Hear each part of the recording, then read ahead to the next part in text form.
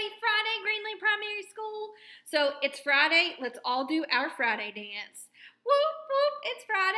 Whoop, whoop, it's Friday. I hope you guys have had an awesome week this week. I know you've worked hard working on your packets that your teacher sent, and I hope you've been able to get outside and feel that sunshine this week. So I'm going to end the week on a really good book. It is called The Snatchabook by Helen and Thomas Docherty. All right, and on the front it says, "Who's stealing all the stories?" OMG, my life would come to a standstill if someone stole all the stories. All right, here we go. The Snatchabook. One dark night in Burrowdown, a rabbit named Eliza Brown found a book and settled down. When a Snatchabook flew into town, I'm going to get you closer to the Snatchabook. He kind of looks like a bat and a dragonfly all at the same time. In every house, in every bed, a bedtime book was being read. And you can see the Snatchabook perched up on the tree limb, watching, waiting. Tales of dragons spitting flames, witches playing spooky games, pirates on the seven seas, and princesses trying to sleep on peas. And every child in every bed listened hard to each word said. Eliza Brown at number 3 was reading quite contentedly. Her curtains opened just a chink. She barely had a chance to blink. Her storybook just disappeared. Eliza found that very weird.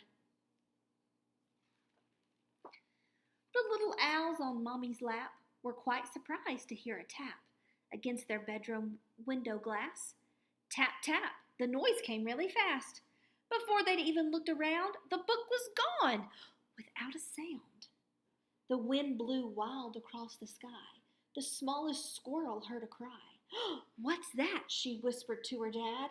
But then, and this was really bad, before they'd had a chance to look, she'd lost her favorite book. Question is, why is the Snatchabook stealing all the books? And so it went, night after night. Books disappeared from left and right.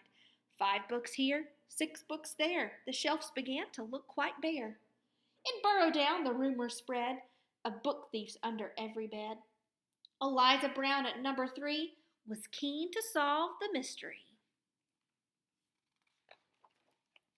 She planned one night to lie in wait and use a pile of books as bait. Long hours passed without a peep. She'd nearly fallen fast asleep, when suddenly Eliza heard a flap of wings. A bat? A bird? Eliza saw a shadow loom, enormous, right across her room. What kind of monster could it be? Eliza thought. You don't scare me. And yet her heart was beating fast. She'd have to face the thief at last. She threw the window open and shouted to the thing outside, "Stop stealing our books right now! Just give them back! I don't care how!" And you can see the Snatchabook is right here underneath her window. "Oh, I'm sorry," came a little voice. "I really am. I had no choice." Eliza looked down in surprise. She couldn't quite believe her eyes. "So who are you, and what's your name?" The creature hung its head in shame. He mumbled with a mournful look, "I'm just a little Snatchabook." Eliza nodded solemnly. She sat the creature on her knee. "You can't just come and help yourself to every book on every shelf." A tear rolled from the creature's eye, and softly he began to cry. "I know it's wrong, but can't you see? I've got no one to read to me." Eliza sighed. He looked so sad. If he just had a mom or a dad to read him stories every night, well, then he might behave all right. That very night, they hatched a plan, and so the Snatchabook began. to give back all the books he'd picked. Eliza Brown was very strict. Then, trying hard to prove himself, he stacked them neatly on each shelf.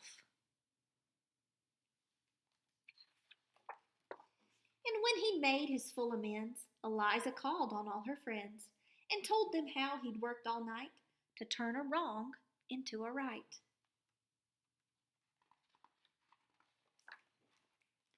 And now each night in burrow down, as darkness falls upon the town, in every house and every bed, a bedtime book is being read.